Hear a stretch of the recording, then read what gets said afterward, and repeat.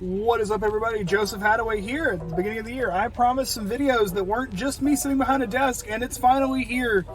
I've traveled over to Mr. Beast Land. I am in Greenville, North Carolina today because we are testing out some new side hustles. Well, new to me anyway. And so today I'm DoorDash driving and Uber Eats driving to see how much I make. And at the end, we're going to do the same thing we did with the Fiverr video. I'm going to give it a rating. So not a whole lot to say, but let's hit the road. And pause. All right, so you kind of know what we're doing here. We're going to rank the side hustles, Uber Eats, DoorDash, and then we're going to make a little tier list at the end. We're going to add it to it. Great. Let me add a little more context here, though. I went out around dinner time on a Saturday afternoon around 5:30 when DoorDash told me the area I was in, Greenville, North Carolina, was the most busy. However, I recorded all this on my phone, and some of the audio got corrupted, some of the video got corrupted, some of the audio just sounds terrible. It's going to be all car noise or wind noise or whatever I was listening to on the radio.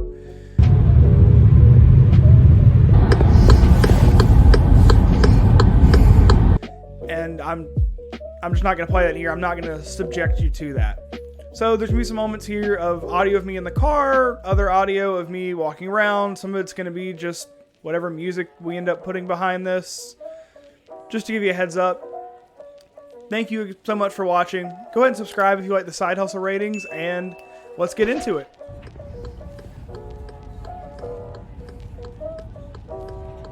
Alright, so my first order of the day was a local McDonald's. Got that order, went in, picked up the order, got it back out to the car. As a total, this is going to be about an $8 order. Not bad for my first one of the day. It's going to be about 15 minutes of drive time. And don't forget to secure your camera before you start driving, or else this might happen. I'm going to pick up the second order now, and it just hit me.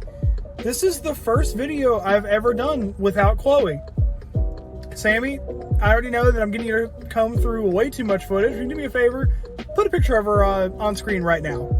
Hey Sammy, don't actually worry about that. Hey Pass Me, you really think we'd go a video without her? You think I'd leave her out even for one little video? Nah, she's a staple.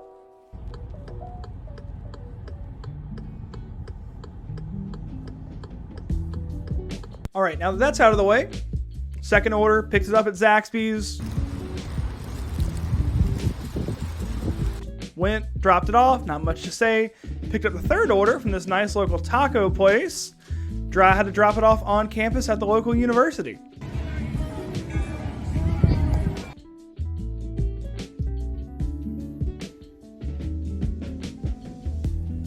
You know, driving around a college campus like that made me really think, like, why does paying for college suck so much? And does it have to? Is there not a better way to pay for it than just student debt or working a side hustle like this? Great question, Pass Me. Did you know that student loan debt is almost at $2 trillion outstanding in the United States right now?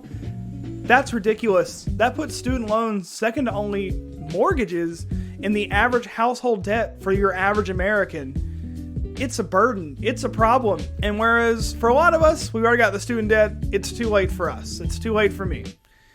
It's not too late for today's high school student. So if you have a high school student at home, or you know a high school student, it's not too late for them. And luckily, my friend Dave, the scholarship coach, is here to help them out. Dave specializes in helping students find scholarships to help them go to college completely debt-free. Dave's an example of his own work himself. His son, a sophomore in college, is going to graduate debt-free and is actually getting extra money in his pocket every year just for going to school, because he found the method to find underutilized scholarships and wants to help your students obtain those scholarships and those funding. Unused scholarships and grants totaled more than $3 billion in 2021, and Dave's here to help take that money and put it in your student's pocket. Dave's in the process of launching a summer boot camp available to all high school students to help them find scholarships, to help them graduate college completely debt-free and start their young adult lives out on the right foot. Best part is, if you use my discount code HADAWAY, that is HADAWAY, you get 25% off this amazing 8-week course with a $35,000 capstone project at the end to help your students find scholarships. Go ahead and sign up today. I've got the link in the description. That is HADAWAY for 25% off your order. Now let's go back to DoorDash.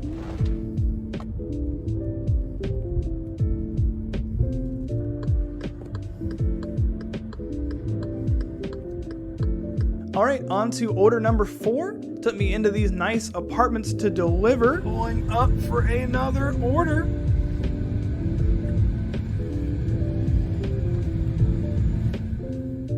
Delivering a little Chinese food to somebody right on the first floor.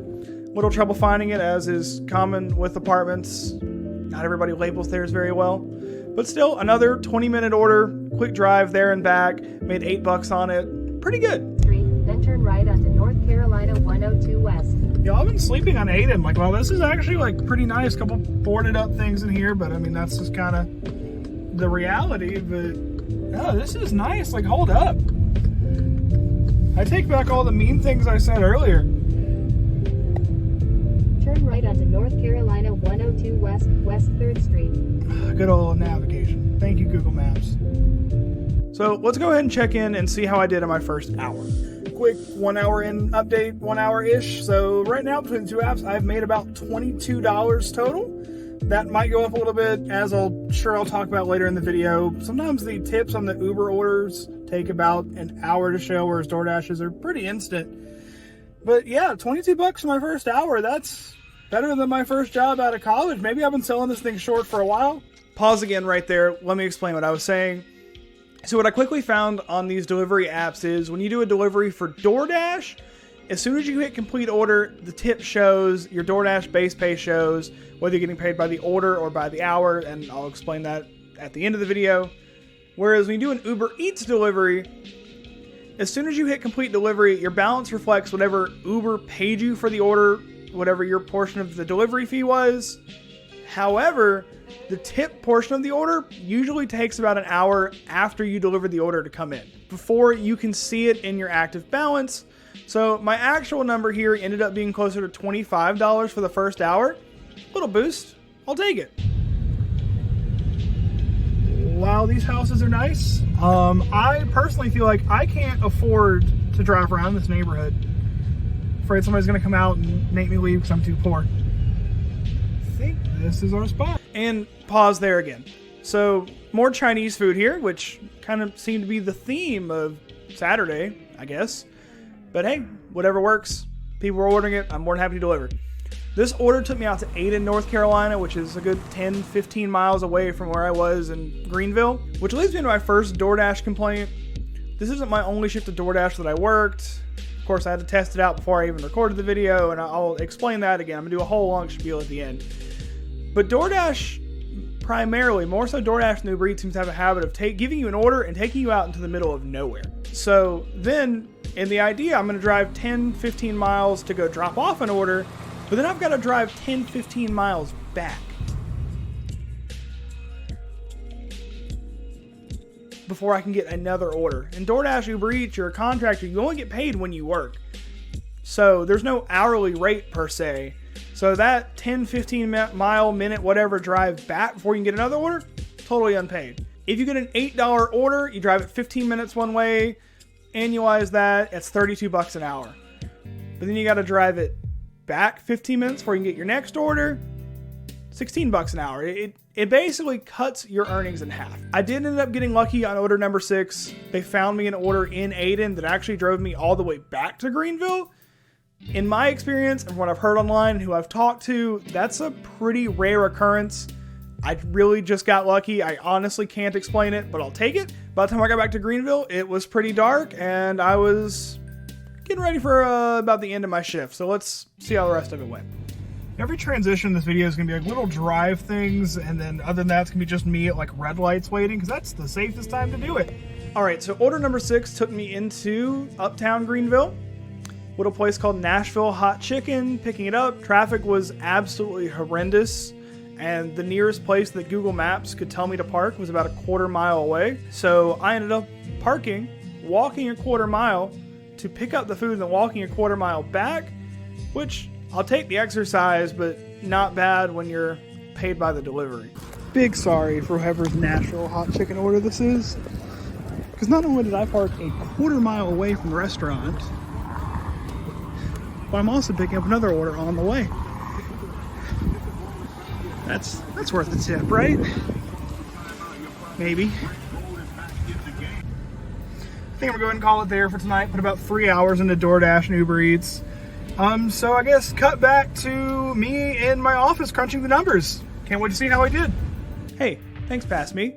And thanks for putting in the work, so I knew the easy part now. In total, I drove for about 3 hours that night, and I used about $10 in gas in my car, driving about a total of 60-ish miles. So in total, I made $21.20 on Uber Eats. I drove for 3 orders, and I made a total of $35.09 on DoorDash for a total of 5 orders.